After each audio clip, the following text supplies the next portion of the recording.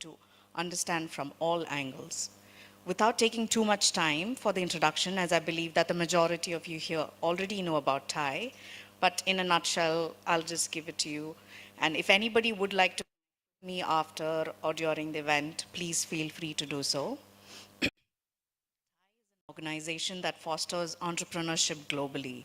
What started as a conversation, a small gathering in Silicon Valley in 1992, now turned into more than 60 chapters in 15 countries.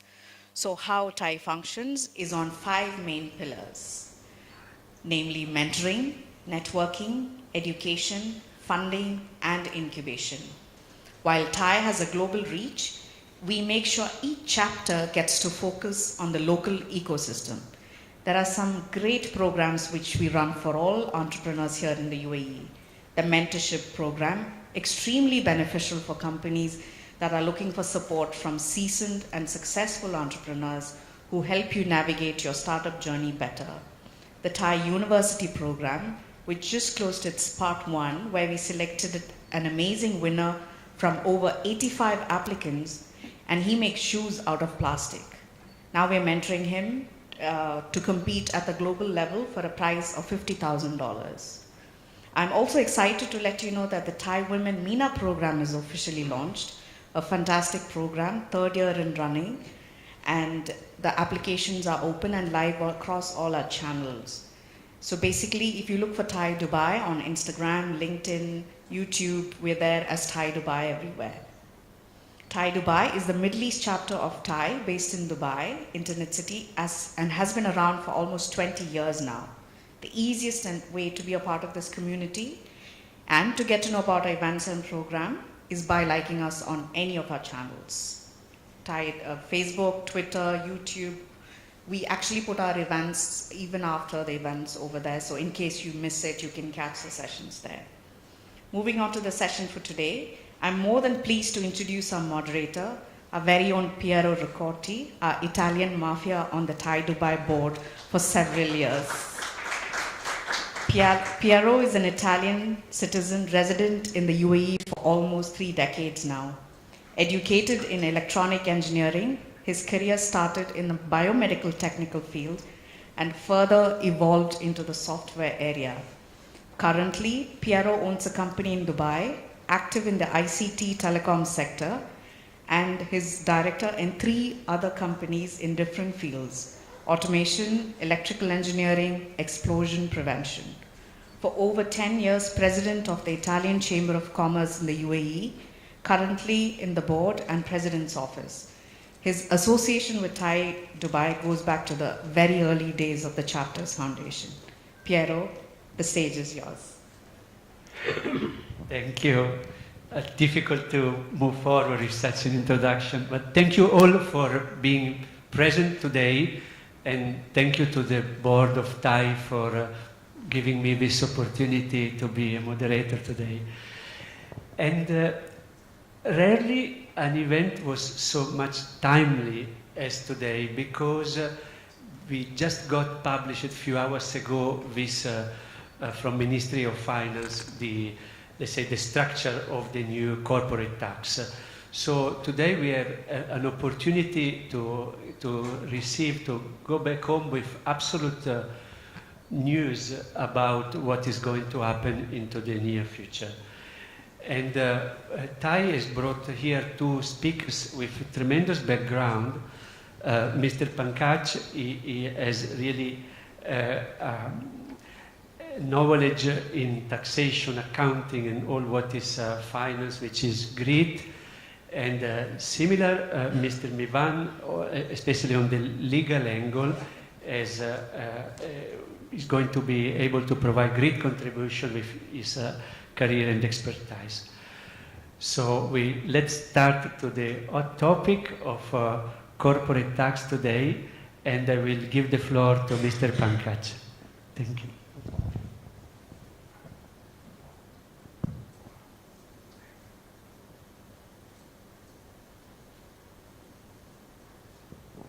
Hi, good afternoon everyone. Ramadan Kareem. As I mentioned to Piero, something really exciting, because just few hours before the the public consultation document has been released by the Ministry of Finance. So what is this document is essentially giving a broad framework and the design of the corporate tax structure that is proposed to be introduced in UAE. It gives us a lot of insights on the topical issues, the questions that every one of us have as to what would be the implications of corporate tax on us. Of course, we didn't have the times to amend the slides thing, but on the relevant issues, we'll keep adding as to what are the clarifications which has come out from the public consultation document.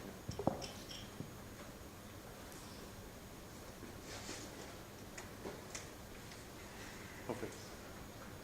So just as we said, it was announced about a week back that on 28th of April, the public consultation process will start, wherein all of us could give the feedback on this documents as to whether this designing of the corporate tax is relevant. Is the government missing out on some of the industrial issues which can be given? So if showing you the screen, how the screen looks like, it's an online process. On some of the topics, one can give the comments, and everybody, it need not be from a tax professional or an accountant. Each one of us, after going through the document, can give our feedback on this. So with this, starting on the timelines, the first issue, on 31st of January 2022, the announcement came that the UAE will introduce a corporate tax. It was supposed to be, not supposed to be, it is planned to be introduced from first financial year starting on or after 1st of June 2023. And if we look at different companies, different entities have different financial periods. Most of the companies prepare their accounts for a period January to December. But please bear in mind, as per the proposal, for any financial year starting on or after 1st of June 2023. So companies, entities which have a financial year of June onwards, then for them, the first period which will be subject to corporate tax, it will be a 12 months period, starting from 1st of June 2023 up till 31st of May 2024. If you look at a typical calendar period of January to December, for them, the first time corporate tax will be introduced would be 1st of January 2024 up to 31st of December 2024.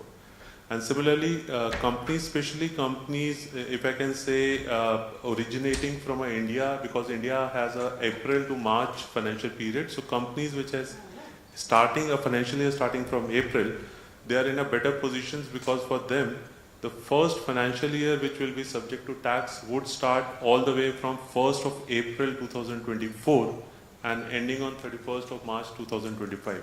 So one can say it's different tax implications, but for different entities, there is a kind of 7 months to 14 months, 7 months to 10 months gap in which the tax implications will start falling. The corporate tax return will be an annual online return which needs to be submitted as per the public consultation document within 9 months from the end of the financial year. So we are looking for June or July of 2022 when the detailed law will come out. But 9 months from the end of the financial year would be the time when you will have to first submit your corporate tax return.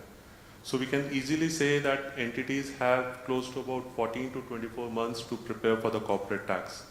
In this, I'll just bring a slight technicality that effective 1st of January 2023, you might have heard of something called Pillar 2 by OECD. That is a proposal to have a global minimum tax of 15%. Of course, the corporate tax in UAE would be 9%, but from 1st of January 2023, the Pillar 2 will be triggered. And that is one of the reasons, without getting into the much technicality, that the UAE corporate tax has been introduced for a financial year starting on or after 1st of June 23. Moving forward, just a very, very basic example, and for the benefit of time, I'll quickly go through. Corporate tax is, of course, is a direct tax. It's a tax on income, unlike the VAT that we pay on the transactions of supply of goods or services. So let's say a company A, which is from supplier 1, is incurring an expense of 200,000, on which paying a 5% VAT, and also purchasing some goods from supplier 2 for 400,000 and paying a VAT of 20,000 on it, manufactures certain products out of these expenses, and then supplies it to the customers for 1 million, on which it pays output VAT of 50,000. So these are the typical numbers which will come into your financial books. For the purpose of corporate tax, you pick up your gross sales, your expenses, allowable purchases, and you will calculate your net profit as per the books, on which we'll go through the slab system. You will end up paying the corporate tax. So corporate tax will go out of your profit of the entity. On the other hand, the VAT which you have paid or which you have recovered from the customer goes into your VAT return. So that's essentially a cash flow, not a cost to the business. So this is a difference between what is called a direct tax and an indirect tax, and corporate tax would be a cost to your business profits. In terms of tax rates, any taxable income, and we are talking about the net profitability, will be, sorry, I think the AC is not on or the topic is too hot for me to sweat. So for the net profit up to dirham 375,000, there will not be any corporate tax, and any net profit over and above 375,000 would be subject to 9% taxable income. For certain entities which are large multinationals, there is a criteria defined. The tax rate would be the tax rate has to be specified, but anywhere in the range of 15%. What is a large multinational? Just again, technically somebody who has a revenue of 750 million euros and above. That's again subject to OECD global tax. But for general purpose, 9% of net profit over and above 375,000 dirhams would be there. Now, how it will be calculated, and this is a typical questions we have faced since January, that will it be, if my profit is, let's say in this example, 400,000, would my entire profit be taxed because it is above 375,000? Answer is no. And whatever would be your level of net profit, up to 375,000 dirhams, there would not be any tax, and anything differential over and above 375 would be subject to 5%, 9% corporate tax. Now, this is important in terms of tax base, accounting profit, and in the public consultation document, a lot of details have come. Accounting profit is essentially your gross revenue after deducting a lot of expenses and everything. And the business expenses is what would be allowed as deduction. Now, what are business expenses are not typically defined, but the law expects, and if you look at the global principles, that whatever are your typical business expenses, including the expenses to entertain customers, suppliers, owners and everything, those would be allowed as a deduction subject to certain limits. Now, at the time when there was an announcement, it was not very clear as to what accounting standards would be followed to calculate this business income. But in the public consultation document, it has now been indicated that the IFRS, International Financial Reporting Standards, would be followed, and the government may allow alternative standards. So that brings a lot of consistency amongst all the players to follow the same accounting standard. Towards the end of it, we'll discuss the action points in the Q&A sessions as to IFRS, what are the action points. There is something on VAT, we would have seen that a lot of entertainment expenses, lunch expenses, hotel expenses are not allowed. There was a doubt as to whether these will be allowed in the corporate tax to calculate the net profit. In the public consultation document, now it has been clarified that 50% of this expense will be allowed as a business expense. So whatever would be your entertainment expenses, 50% of that expense, the government will treat as if it's for business, and they will allow you to deduct it from your gross revenue. Forgive me, it's just to be interactive, no?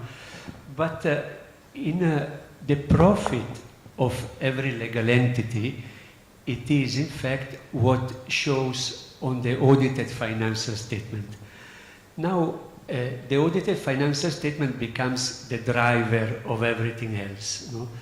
Now, if an audited financial statement shows X profit, $500,000 let's say, now, we know that 375 it will be waived, so we have to calculate the 9% over the difference between the $500,000 and the 365 in this example, which is clarified.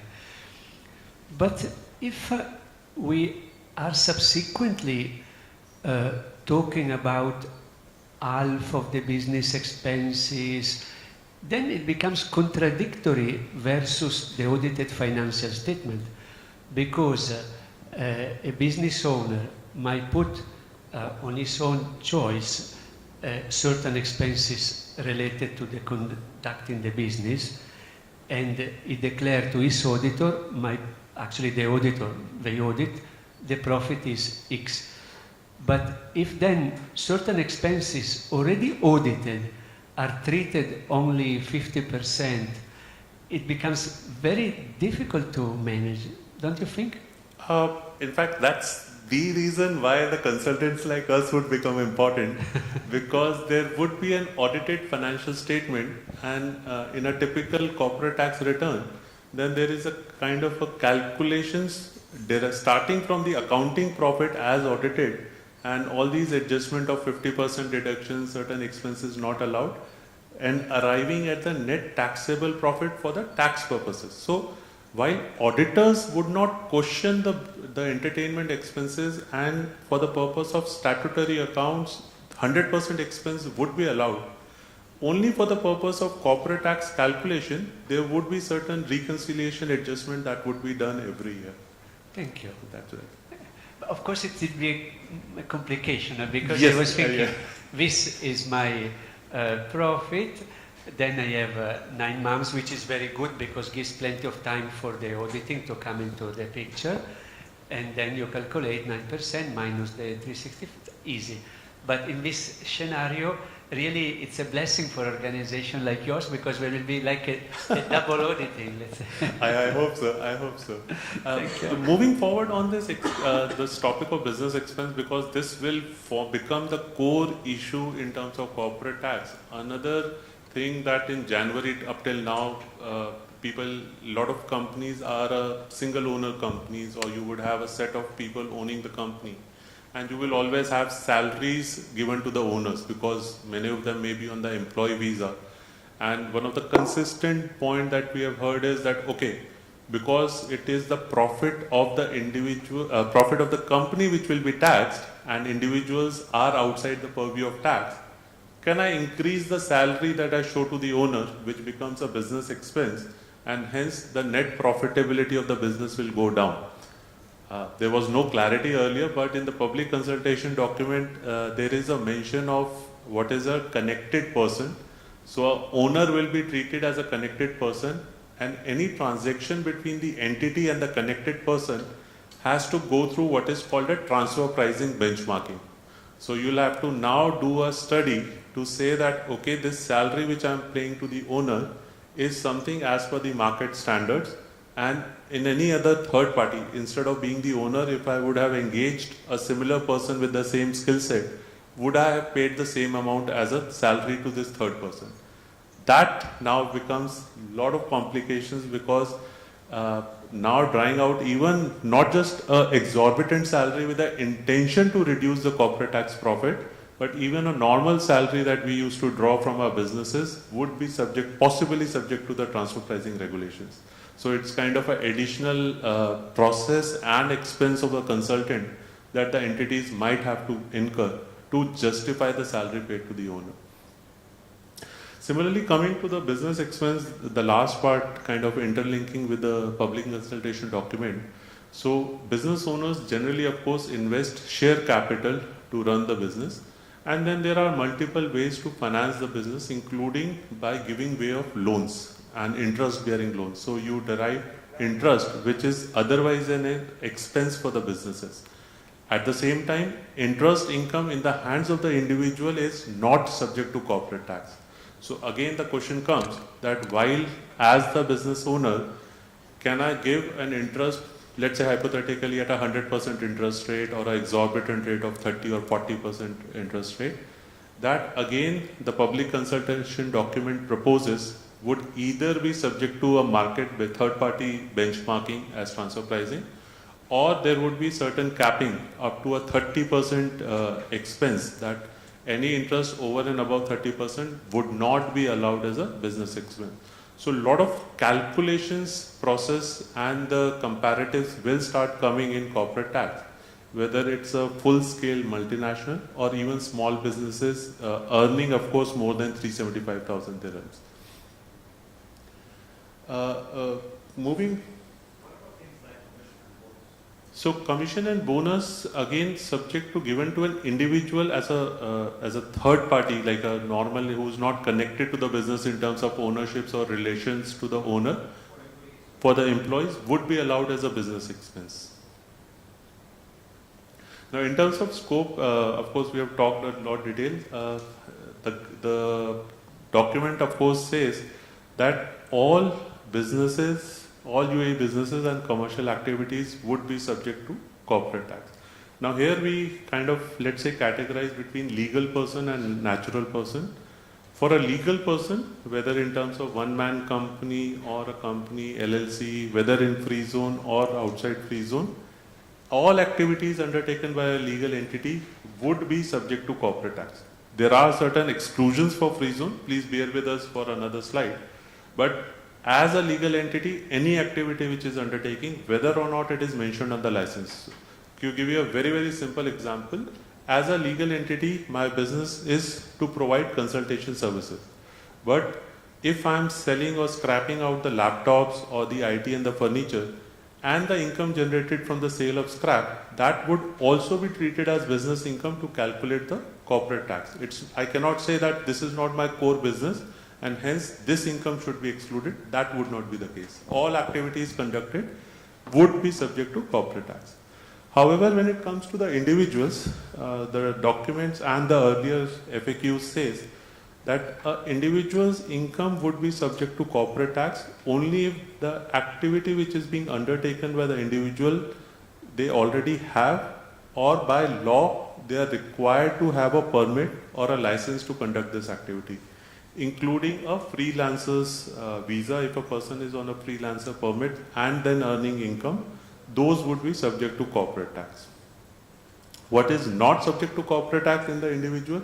As we said, salary and the other employment benefits, dividend, capital gains, and other income from owning shares and securities. So dividends which has been coming from the company that I own, those would not be subject to corporate tax. Why?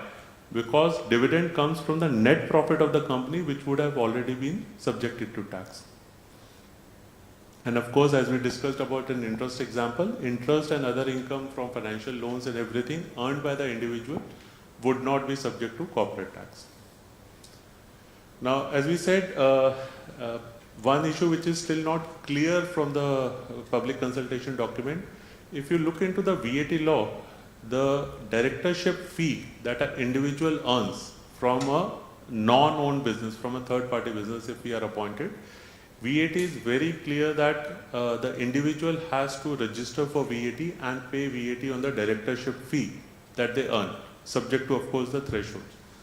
VAT is also levied actually on any supply made in the course of business. So a question arises that as an individual, if someone is earning a directorship fee, would that be subject to corporate tax or not, is something we'll have to wait and watch for the detailed law to come around June or July of 2022.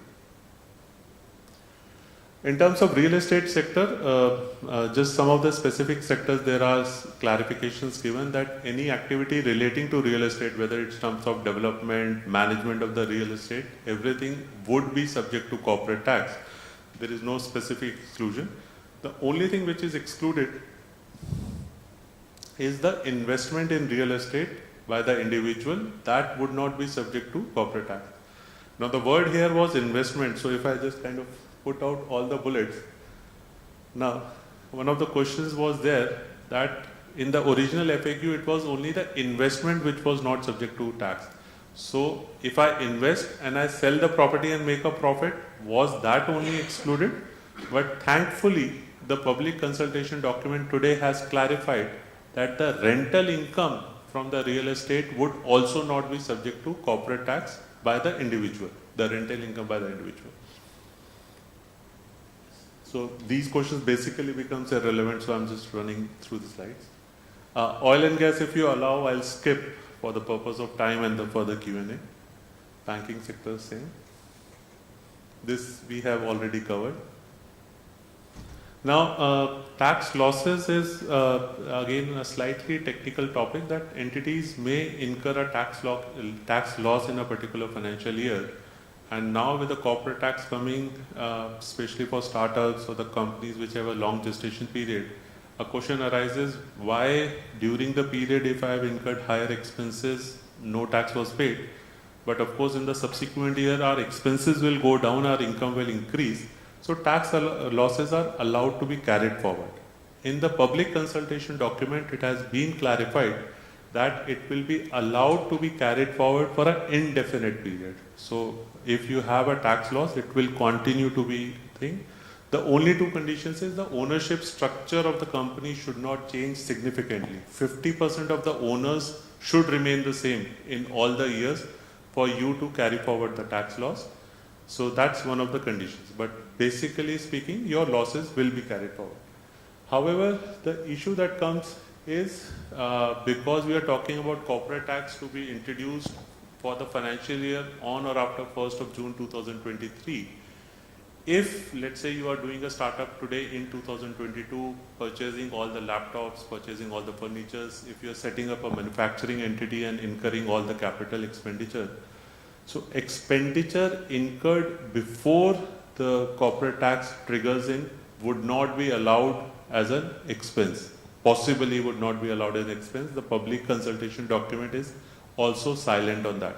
So this is something that you need to plan, especially in and around the transition period, that if you could defer some of the expenses after the period when the corporate tax triggers in, you will be in a much better position to claim a deductions of those expenses. So that's more of a planning process that you need to go through.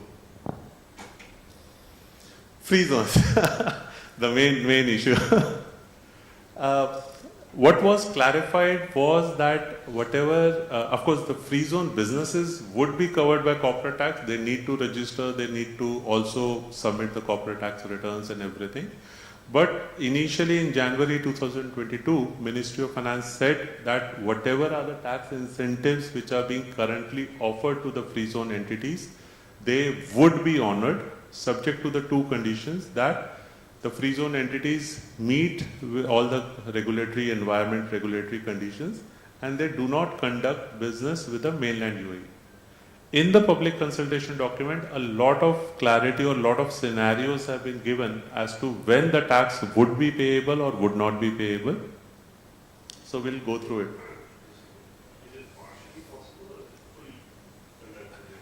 So this was a question earlier before today's paper that it was not clear, but now it appears to be partially possible. You will separately treat the business or the stream of incomes from the taxable and the exempt sides. Free zone to free zone to the extent of goods have been clarified as exempt as a free zone business. Services, interestingly, have I'll rather say by the way it has not been talked about in the document, it appears to be taxable services. Yes, including us. Yeah. So take for example, if there is a free zone business and they are incurring expenses or procuring goods from suppliers in another free zones or outside UAE, and then they are supplying goods to the customers within free zone or outside UAE.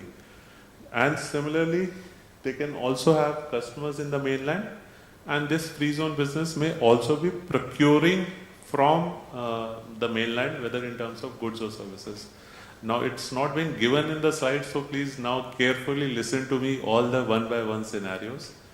The public consultation documents seems to suggest, I'm using the word seems to suggest because I have read it only for about 1 hour And Mevan will say that being lawyers and legal person, we should always caveat what we are saying. So that's why I'm saying it seems to suggest that any income, whether from goods or from supply of services earned from outside UAE, will not be taxed.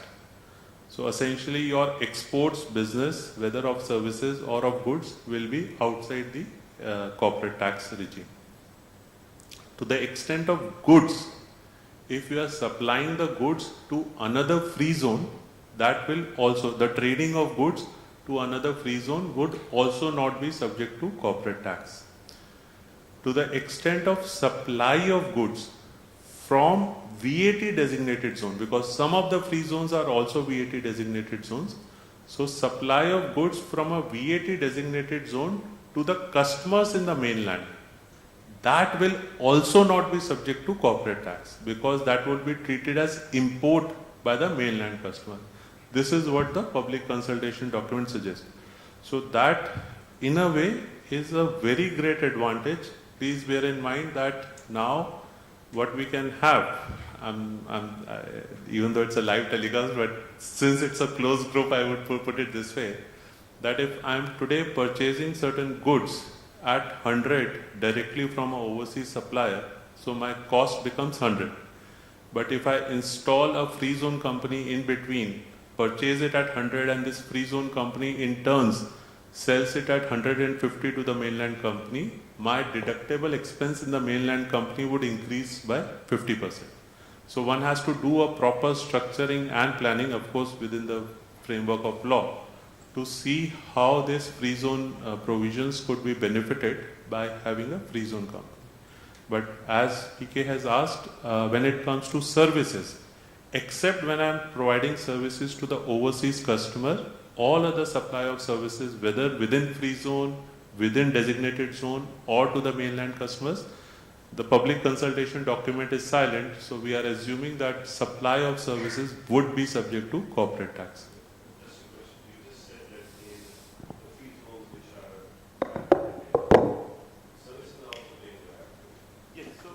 In the VAT designated zone, services were already subject to VAT, and for corporate tax there is no specific exclusion available.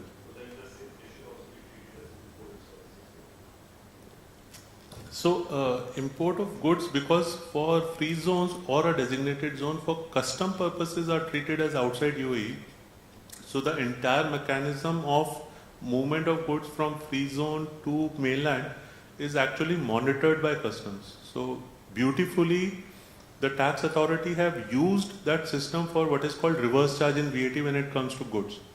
Since for services, this import of services is difficult to capture, they have actually said, let the supplier itself register and pay VAT on it.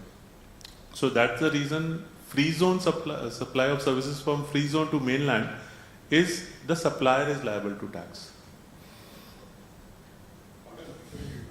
Before you go on to yeah, thanks. Pankaj, before you go on to the next slide with regard to free zones, I think something that I'd like to clarify is that the general rule as far as free zones go is that the corporate tax regime is applicable to each and every free zone entity. And the only incentive is that whatever tax relief granted by each and every free zone would be honored or applied. So it would be important to look into what this relief is that has been granted by this free zone. So, for example, if you look at the DDA free zone law, there's a specific provision on what the relief is going to be. The relief in this instance, as a lawyer, I like to read from the law itself, is that it is in connection with their operation inside the creative clusters. And the creative clusters is the whole free zone there.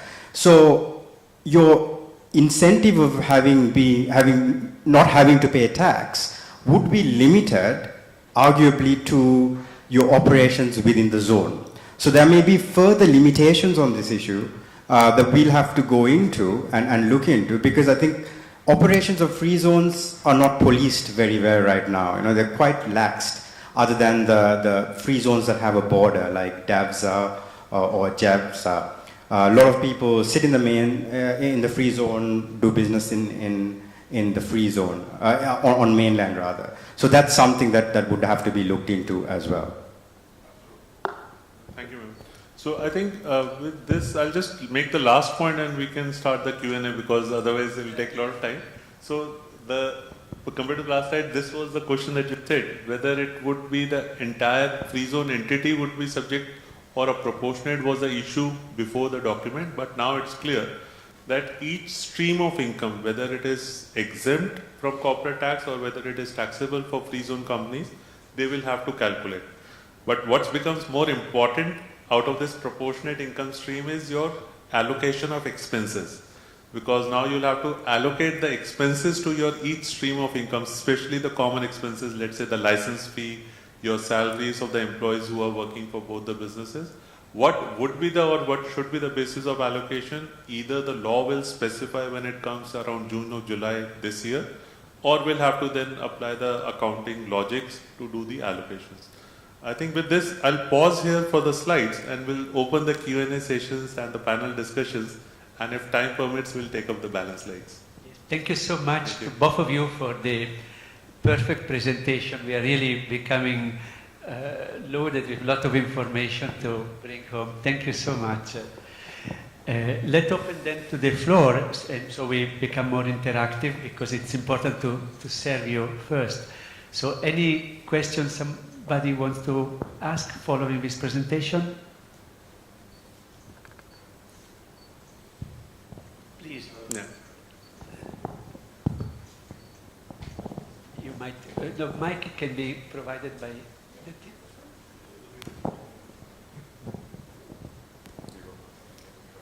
Hi everyone. I have a question circling back to your point on director service agreements and the fee that is payable to directors who are not owners of the company. Can you just elaborate on that point? What kind of taxes this setup might be subject to? So, when the VAT was introduced from 1st of January 2018, in fact, one of the first public clarifications which came out was on the directorship fee. Now, directorship fee, considering the background of UAE at that time, which did not have any tax regime, a lot of entities used to treat it as salary. However, for VAT purposes, the government clarified that the non-owners directors, independent directors who are earning a directorship fee is essentially a business income for them. And suppose overall as an individual, if their income stream from different businesses, is crossing the threshold of 375,000 dirhams, the individual would need to take a VAT registration for that directorship fee. So that's considered as a business by the individual of providing the directorship fee. Now for corporate tax purposes, when we talk about corporate tax on individuals, the law or the policy, I would rather say, because the law is still not out, the policy is fairly clear that individuals would not be subject to corporate tax. However, it is still not clear that while for directorship fee the individual is treated as doing a business, whether for corporate tax purposes they will treat this fees as a salary or equivalent to salary, or they will say no, we will still consider it as business and the directorship fee would be subject to corporate tax. So that's an open question that we have highlighted in the slides. Hi. Hello everyone. First of all, thanks a lot. Very clear presentation, very good. Thanks a lot. I had two questions. One is in terms of when does, assuming that everything goes in a normal way, when does the tax start? From Jan of 24? From that period onwards or from this year itself? So, interesting, very important question and interesting question. So, as we're saying, while if I just create a comparative, VAT is a tax on transaction. So, for technically any transaction which has happened on or after 1st of January 2018, each transaction was subject to tax. Corporate tax is a form of direct tax which will be calculated as a percentage of your net profit of a financial year. The coverage of the financial year will start, let's say, from 1st of January 2024 to 31st of December 2024. After that period is over and you calculate the net profit of that period, within 9 months from the end of the financial year, you will have to calculate the corporate tax and pay to the government. So it will not be on each transactions done on or after 1st January 24. It will be on the net profit of that period. Clear. The second question was the topic you raised about business expenses. Now that can be very subjective, right? And probably this 50% may make sense. But say for a large corporate, you have standardized what is a business expense and what is not. It cannot be subject to a country's, assumption of what a business expense should be. So doesn't that create a lot of confusion? Shouldn't there be something more standardized? Or can we appeal to this since it's still a public document? Is there a way to, shall we say, appeal? Certainly, in fact, it's a very good constructive feedback that there should be a clear definition in the law as to what is entertainment expense. So the policy that entertainment expense would be allowed up to 50%, in my personal opinion, is a fair policy. But what should or should not be entertainment expense should be clearly defined rather than left it to the individual interpretations. So that I think is a fair feedback. If you allow, we can give it in our name to the Ministry of Finance. That's it. Because normally corporates will have a standardized way, right? Normally Yes. they have standards of what is the business. True. And even 50% of that maybe doesn't make sense because in his profit, if he's subject to some other tax laws, he doesn't have to pay for that expense. Absolutely.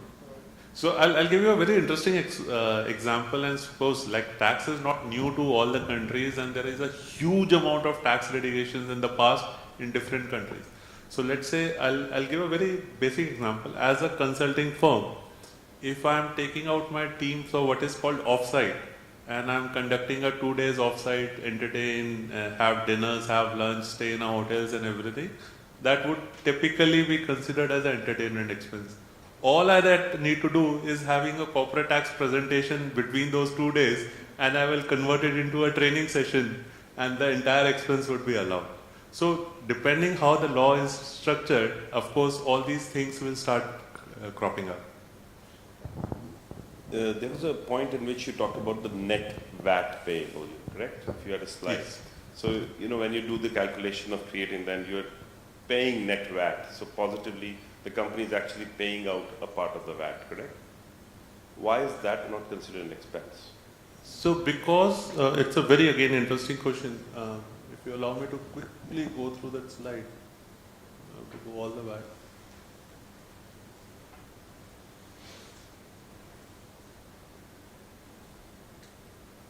So it's like we're doing, yeah, sorry. Yeah. So, and of course in the document itself they've said VAT, any VAT payable would not be treated as an expense for the reason that this 20,000 that we are paying is coming out of the output VAT which we have recovered from the customer. So it's not our expense because amount more than this amount we have already recovered from a customer, and for the purpose of net profit we are only considering 1 million as a revenue.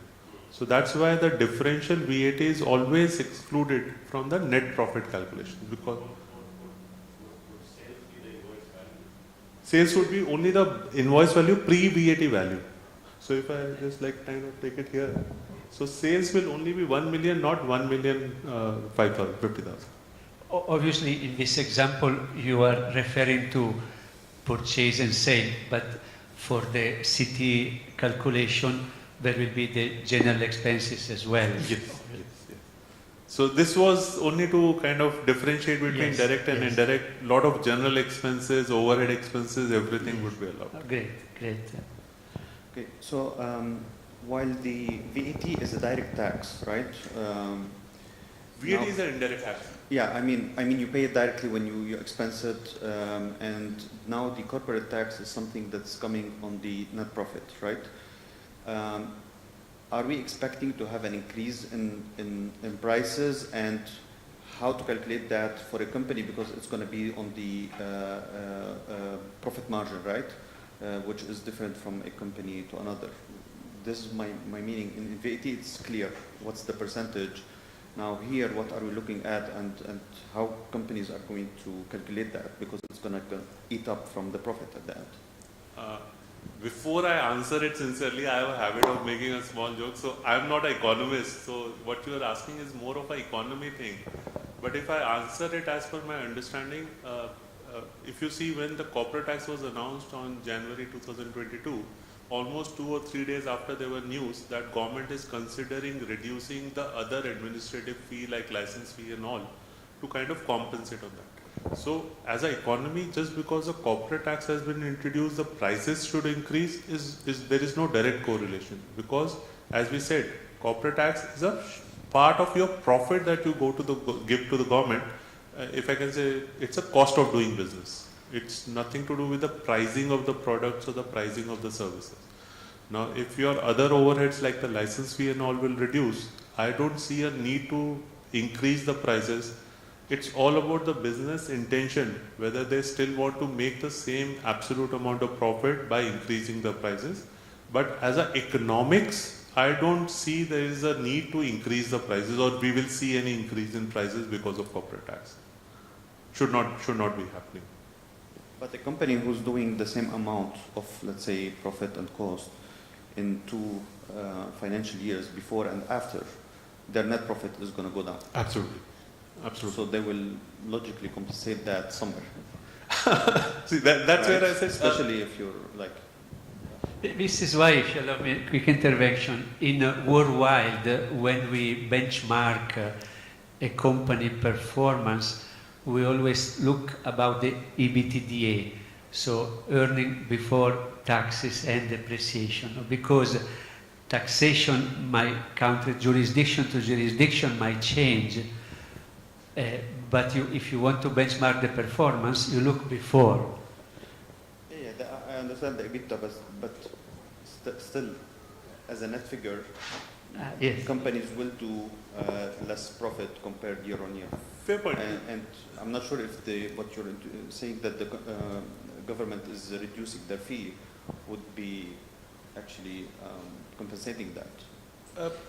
Again, as I said, it's more of an economics question than a tax question, because we don't right now know the level of government fees that will get reduced. Then depending on business to business, how price sensitive it is, in terms of retaining the same profit margin, whether instead of increasing the price, they will focus on reducing their cost, overhead cost. So that's more to do with economics rather than a direct impact on a price increase. So the direct impact may not be there. And because we have to look to the volume of a business, because obviously if a company is an SME, even if the license from 15K comes down to 5K, doesn't change, because most probably that SME is not even making 375K of profit anyway, you know. And if an organization is doing a large business, the cost of licensing of government fee is negligible anyway. But I do believe that if you see to the greater picture, this I can see steps, no? Like we started with VAT, we are now talking about city. Most probably, maybe it could be a question for the panel, we have to look to PT, to personal taxation in future. But I do believe that all this movement is because government as a federation needs to comply to a lot of worldwide structures, to not to be a fiscal paradise, not to, I mean, there are so many subjects. So in a way, there are some sort of global obligations that are landing in this direction. And I'm sure living in UAE, although we are going to pay CT, but in a way we are also going to get something back in different forms, no? Just imagine like a dream, some sort of health insurance, government base or something like that. So let's be hopeful, but this is it at the moment. Please.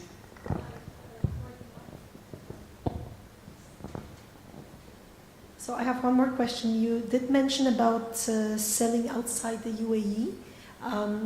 So if there's a company, a mainland company selling to outside of the UAE, services and goods, How would that impact the operation? Very interesting. So this is something, the public consultation document is right now silent whether the export business of a mainland company would also be entitled for the exemptions. The consultation document or the FAQs is silent on it. So we are not sure whether those would be subject to tax, and therefore the mainland company should now shift into the free zone so that they can enjoy the corporate tax benefit. Is once the main law is out, then we can decide that question.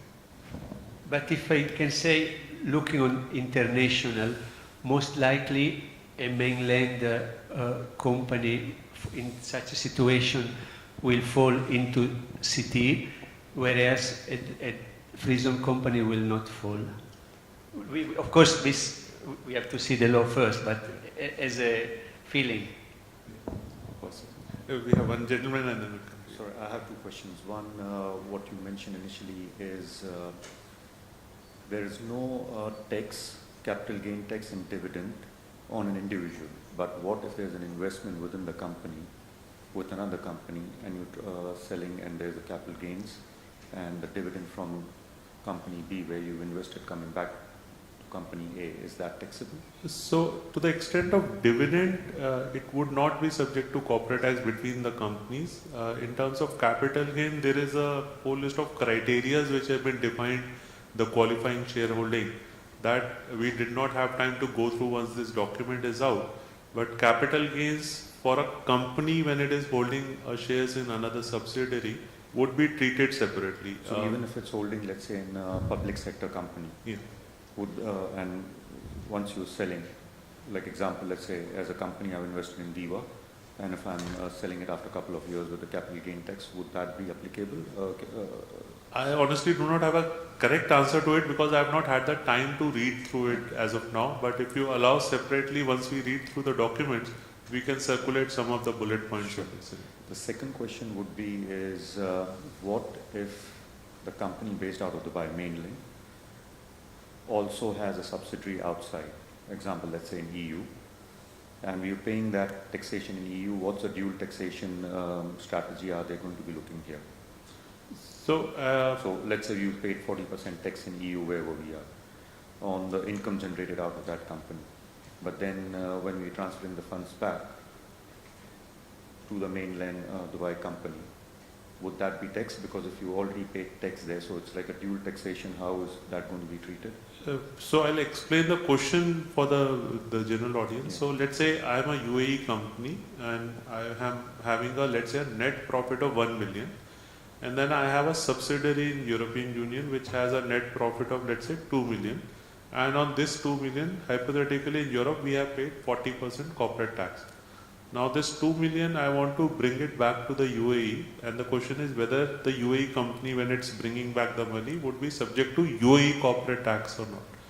That would depend on the form in which you are bringing. And it kind of compensates for itself. If you are bringing it as a dividend, after paying the tax in EU, and as a dividend you are bringing, it would not be subject to UAE corporate tax. But if you are bringing it as an intercompany service agreement, then obviously while calculating European tax, you would have taken an expense deduction and did not pay European tax on that expense. So when it comes to UAE income as a service income or an intercompany service income, then as we discussed this now, for a mainland company and export services, the chances of taxability is higher and this intercompany service could be taxed. But if it is a free zone company, as per the public consultation document, this intercompany service would not be taxed.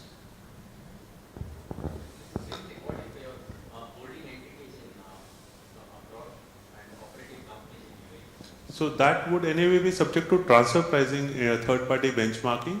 To that benchmarking, it would be allowed as an expense when you're paying it out. And if the company is involved in purchase of any assets or machinery with regarding to operating and users bank finance, the interest which is applicable, do we get any subsidy on that while paying corporate tax? The entire corporate tax for the financial services, there is just a one-liner would be designed separately, or there would be more provisions relating to the financial services. So the details of which are yet to come out on this. Thank you. Yes, just on this intercompany service thing, one of the points in the public consultation document, it has been clarified that any payment made by a mainland company to a group company in free zone would not be allowed as an expense. The purpose being, let us say that we are saying that for the free zone companies, the profit would not be taxed. So suppose once somebody wants to shift the profit from their mainland business to a free zone business, there is one line mentioned in the document that the transactions between the free zone company and mainland company, if they are group companies, could be disregarded for the purposes of corporate tax. The details are of course yet to come out on this. Hello. As a free zone company in UAE, if we are selling services inside UAE, we must pay VAT, right? Yes. When we will consider that switching from free zone to a normal company? Not required. Not required? Not required. But what's the difference if I'm paying VAT and I'm working inside the country and selling my services? Yeah, so if you are already in a free zone company and supplying services, you are already subject to VAT. To the extent of whatever is there in public on corporate tax, you will not have any distinct advantage by shifting to mainland. You can very well continue in the free zone. So it's the same. Should be free. But this is here, I would have been asking Mevan before the session also on the regulatory law for the service companies.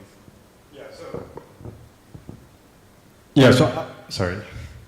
So I would think that services will be treated we're all here hypothesizing, this is not real clarity as such. On a legal background, as far as the framework is concerned, the Dubai law, the DED law, the Dubai Economic Department law specifically states that if there is any free zone entity that wants to do business in onshore Dubai, that there needs to be some sort of an arrangement between the free zone and the DED, and an appropriate license needs to be issued. But we all know, as far as practice goes, that doesn't really happen. There are a lot of people who are operating in the free zone and providing services, goods, etc., to mainland Dubai. So the approach, as I think Pankaj said as well, would most likely be that regardless of where you provide your services, whether you're sitting in the free zone or on mainland, all of that is going to be taxed because there's no real way of policing it. But I do think that they will start policing the issuance of licenses a lot more. I think, you know, if you are going to be doing a trading activity onshore with not having the adequate license, I think that's going to be policed a lot more because it's going to come out when the taxman has a look at your document, your accounts. Thank you. More questions?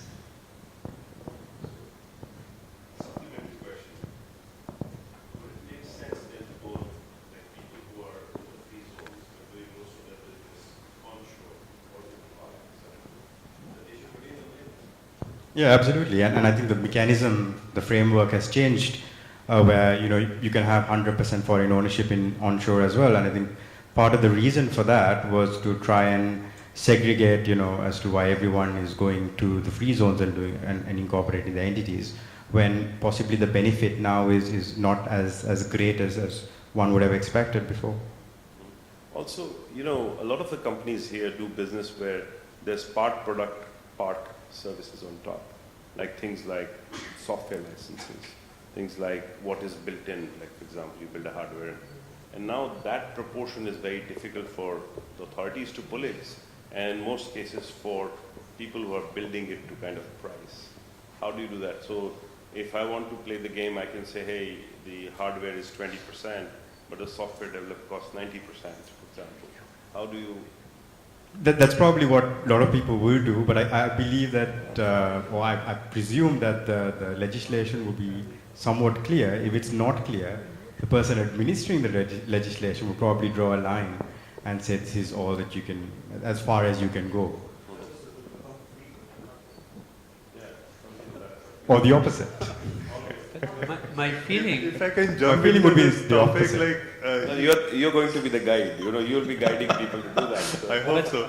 So interestingly, PK has picked up an issue which has, like historically in tax litigation, gone all the way to the European Court of Justice. Like that's the highest authority to decide on it, on this software.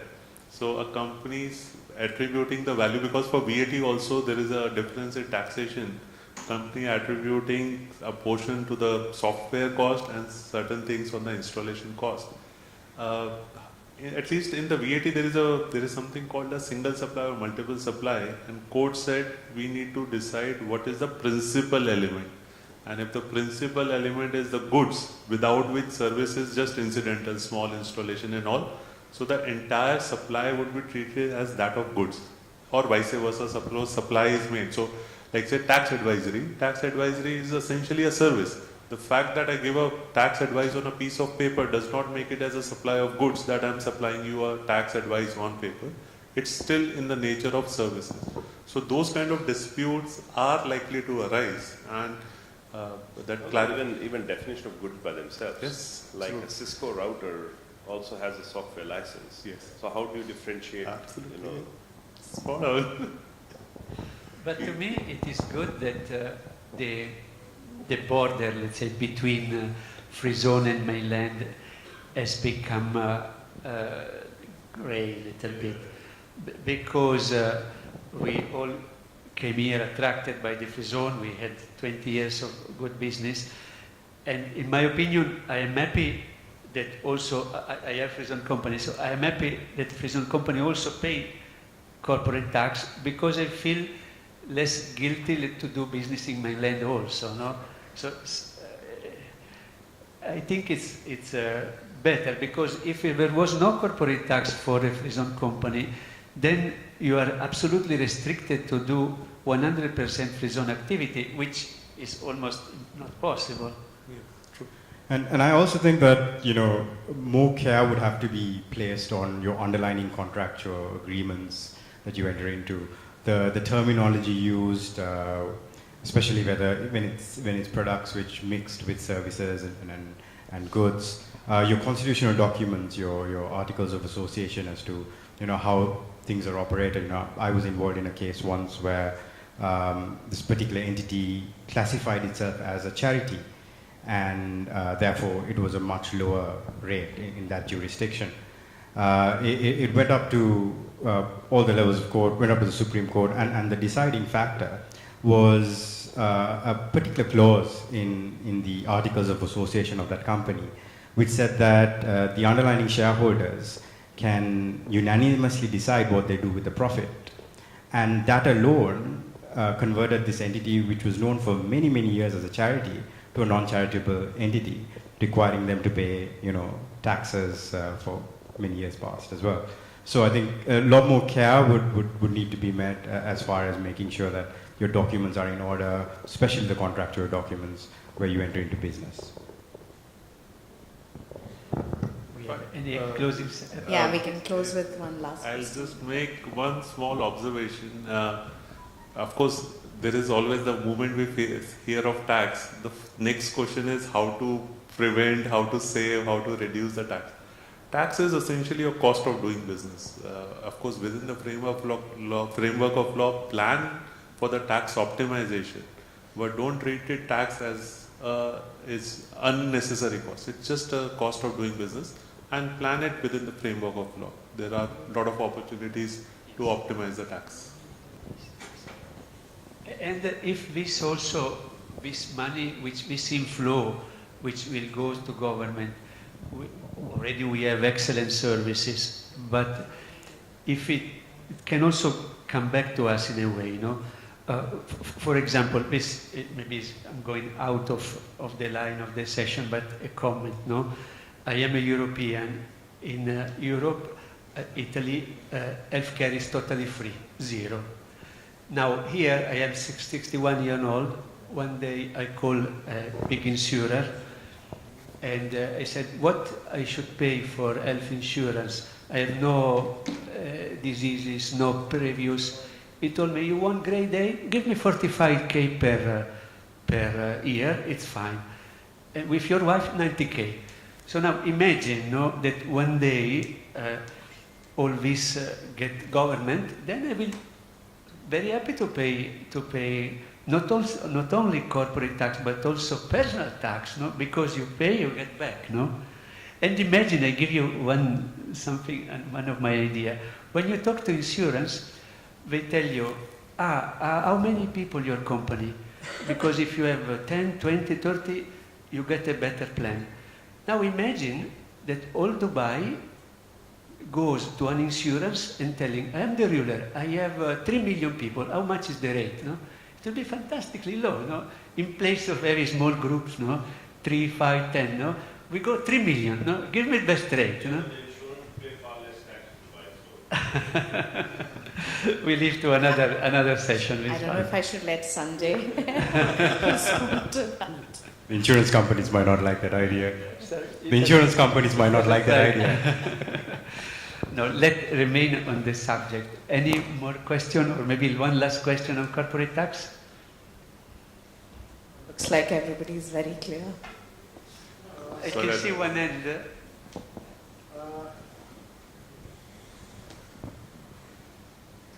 Thank you for a wonderful presentation. Very rudimentary question. Would you be circulating the presentation if we give our email IDs to you all? Sure. That would help, you know. Sure. Should we collect the email IDs or Ty can circulate? We can leave our business cards or our IDs with you all. That's one. The other thing is we keep getting updates now and then. So we are just adding on to each update to see what is the development or what has been clarified further. Like we know for a fact that companies having financial year starting after June 1, 2023 are eligible, are susceptible to tax, right? Okay, like that, there's been more and more clarity. So we just look forward to this presentation, and if you have questions, I mean, we can always contact you, right? Sure. Good for you as well. Absolutely. Thank you. That's why we have named the company as Askpankaj. I am Pankaj, so ask as much as you want to. So what we can do is make sure that you're registered. Pyle has a list. If you're not on the list, then you can just make sure she puts you on the list and we can send the presentation. Sure. We'd love to. Well, there is nothing confidential in the slides. We'll be very happy to share. I have just one last question. So this is all public consultation document, so there's still a lot of uncertainty. When do we expect, say, 95% certainty?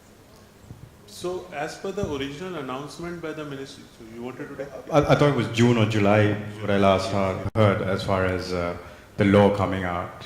And the law is somewhat certain, hopefully, and we'll be able to give you more certain answers to it. So in the original, as just to add to Mevan's point, the January announcement, Ministry of Finance itself said that people can expect the law by the middle of 2022. So we are expecting June, July. And this public consultation process is supposed to end by mid of May, if I am not mistaken, around 19th of May. And then maybe 1 month from then, the law will be up. Just the last one. As for the start of the financial year, a lot of, like jurisdictions did not have any compulsion on even having, for example, audited documents, correct? So they would, even if they were actually doing, for example, accounting for VAT, they were not, obliged to actually have full documents audited, correct? So, which basically means... That's not really correct. Well, but enforcement-wise... Enforcement-wise, it was really So people haven't done it, for example, okay? You can't go back and prosecute them for that. The point I'm saying is, will that allow people to actually play and, make sure that they start their accounting from, for example, as far as possible, like 14 months, as you said, late? So there are two things, and in fact, two aspects of the question which has been asked. If I can add to a question, whether even if I'm not getting my accounts audited from an auditor for general purposes, for corporate tax purposes, do we need an audited account? The likelihood is yes, that we'll need audited account. Second is now that right now, let's say hypothetically, my financial is actually starting from 1st of June. Can I now change my financial year, let's say, to 1st of May or 1st of May 2024, so that I can save 11 months of my profitability? Answer to that is yes. subject to law, because I'm expecting the law may have some transition provision that this will be a financial year provided it has not been changed in the last 12 months. Because right now companies can change. All I'm saying is like a lot of places there'll be no proof of change is what I. No, and coming to that last aspect of proof of the change, at least for most of the free zone companies, in our memorandum of association, there is a mention of the financial year that the company will follow Jan to December financial year. So to change it, we will need a change in the memorandum with the authorities. I'm not sure DED also has it or not. I'm not too sure whether DED has it, but most free zones and onshore definitely has it. You know, if I remember correctly, like the only free zone JAFZA enforced you to do, basically audit of your statement. No other free zone initially actually asked you for it. So we are in Dubai South. DDA still doesn't. Yeah. We are in Dubai South. Dubai South has a requirement that second year renewal onwards. All jobs are related, but DDA, for example, has no compulsion even today to do it. Companies do it is a different story, but it is not required by law. But now through corporate tax that might become. Yeah, but that's what I'm saying. So there is no compulsion on the date. So, and you can change it as many times, whatever, theoretically. Thank you all. We learned a lot today, and so Thai gives also this beautiful platform to interact and learn. Thank you, Pankaj. Thank you, Mevan. Thank you, Piero. Thank you to all of you.